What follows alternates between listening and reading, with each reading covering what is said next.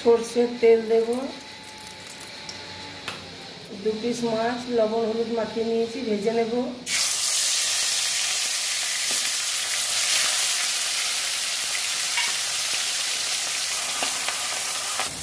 মাছ ভাজা 2 পিস তুলে নিচ্ছি, ভাজা হয়ে গেছে। আর একটু তেল দিয়ে দেবো, আর দিয়ে দেবো কালো জিরে। কাঁচা লঙ্কা 2টো, আর দিয়ে দেবো 1 চামচ আদা বাটা।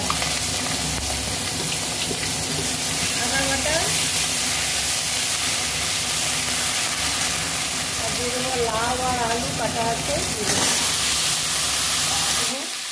পরিমাণ মতো লবণ দিচ্ছি 1/2 চামচ, আর দেবো 1/2 চামচ পরিমাণ মতো হলুদ।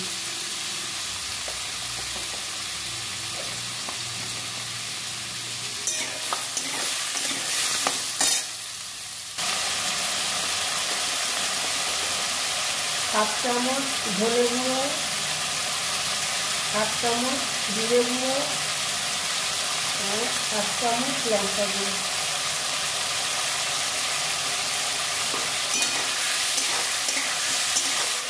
পরিমাণ মতো জল দিয়ে দেবো।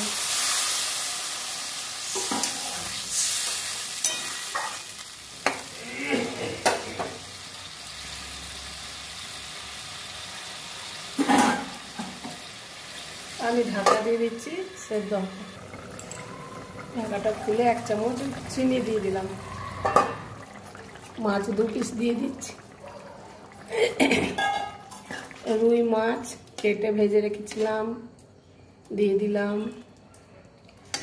আর একটু সেদ্ধ হবে, হলে হয়ে যাবে। ঢাকা দিয়ে দিলাম একবার।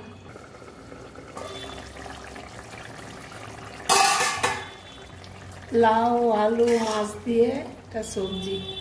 আলু সেদ্ধ হয়ে গেছে, লাউ সেদ্ধ হয়ে গেছে,